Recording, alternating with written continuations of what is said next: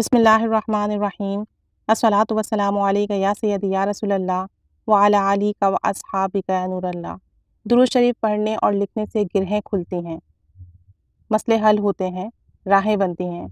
ایک خاتون ہے، ان کا کہنا ہے کہ میرا درود شریف پڑھنے کا سفر کچھ اس طرح شروع ہوا کہ میں ایک معاملے میں بہت پریشان تھی۔ ایک رات اس پریشانی میں خوب روئی اور روتے روتے سو گئی۔ خواب دیکھا کہ کوئی کہنے والا کہہ رہا ہے کہ درود شریف پڑھو، تمہاری مشکلات حل ہو جائیں گی۔ لیکن یہ خواب دیکھنے کے بعد بھی میں نے درود شریف پڑھنا شروع نہیں کیا۔ کبھی دل کیا تو پڑھ لیا، اور بے دلی کے ساتھ، یعنی توجہ کے ساتھ نہیں پڑھا، محبت سے نہیں پڑھا۔ اس کے کچھ عرصے بعد میں نے پھر ایک خواب دیکھا کہ میں کسی پرانے زمانے میں موجود ہوں۔ ایک بازار ہے جہاں سے میں کچھ خرید رہی ہوں۔ وہاں ایک عورت ہوتی ہے جو پکارتی ہے کہ اب نبی کریم صلی اللہ علیہ وآلہ وسلم آ گئے ہیں، اب انصاف ہوگا۔ تبھی ایک ہستی گھوڑے پر سوار قریب سے گزرتی ہے۔ میں اس ہستی کا چہرہ تو نہیں دیکھ سکی، البتہ پیچھے سے ضرور جاتے دیکھا۔ میرے دل میں فوراً خیال آیا کہ یہی تو ہیں نبی کریم صلی اللہ علیہ وآلہ وسلم۔ پھر اچانک میں نیند سے بیدار ہو گئی۔ میری پریشانی بڑھتی چلی گئی۔ اب مجھے اس پریشانی سے تکلیف بھی ہونے لگی تھی۔ وہ کہتی ہیں کہ کچھ لوگ اللہ کے راستے کے لیے منتخب شدہ ہوتے ہیں، اگر وہ خود اس راستے پر نہ جائیں تو انہیں لے جایا جاتا ہے۔ میرے ساتھ بھی کچھ ایسا ہی ہو رہا تھا۔ میں نے درود شریف پڑھنا تو شروع کر دیا تھا، لیکن مستقل مزاجی سے نہیں پڑھتی تھی۔ کبھی پڑھ لیا اور کبھی نہیں پڑھا، لیکن خواب وغیرہ میں مجھے اشارے ملتے تھے۔ مجھے خواب میں اشارے ملتے رہتے کہ درود شریف پڑھو، مسئلہ حل ہو جائے گا۔ انہی دنوں میں نے یوٹیوب پر درود اکیڈمی چینل پر درود شریف کا بیان سنا کہ درود شریف کو خالص محبت کے ساتھ پڑھیے، نبی کریم صلی اللہ علیہ وسلم کی محبت میں پڑھیے تو مسئلے خود بخود حل ہو جاتے ہیں۔ بس کیا تھا، اس کے بعد میں نے درود شریف کو محبت کے ساتھ پڑھنا شروع کر دیا۔ ذہن میں جو بھی خلش تھی وہ درود شریف کی ورد کی برکت سے دور ہوتی رہی۔ اسی طرح یوٹیوب چینل پر ایک اور چینل دیکھا، ان کی ویڈیوز بھی دیکھتی رہی، مشاہدات سنتی رہی۔ اسی طرح درود شریف پڑھنے کا شوق بڑھتا چلا گیا۔ ایک رات خواب دیکھا کہ مسجد نبوی کے صحن میں ایک جنازہ رکھا ہوا ہے۔ مجھے یوں محسوس ہوا جیسے یہ میرا جنازہ ہے۔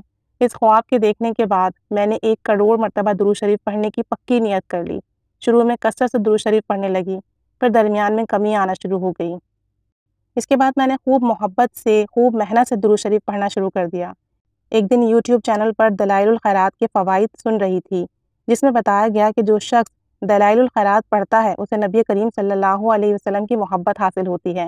میں نے جب پہلے ہفتے دلائل الخیرات پڑھی اور پیر کے دن جب اس کا آخری حزب مکمل کر کے محبت رسول صلی اللہ علیہ وسلم کے حاصل ہونے کی رو رو کر دعا کی، خوب دعا مانگی، تو اسی وقت مجھے ایک بہت تیز خوشبو محسوس ہوئی جو کہ 15-20 منٹ تک آتی رہی۔